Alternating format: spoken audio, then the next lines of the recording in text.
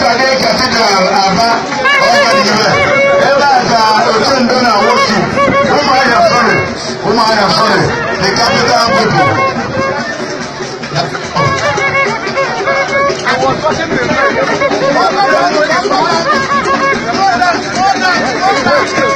St. Paul's Saturday Cathedral are here. They are paying homage.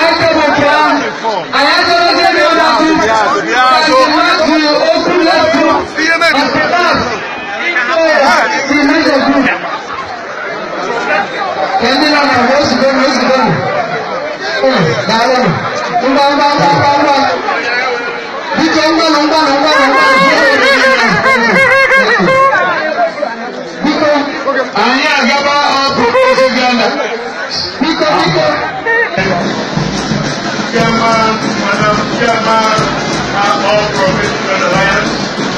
And let me say, my in-law is Victor Ben Mohammed, by the grace of God, distinguished senator of the President of Nigeria.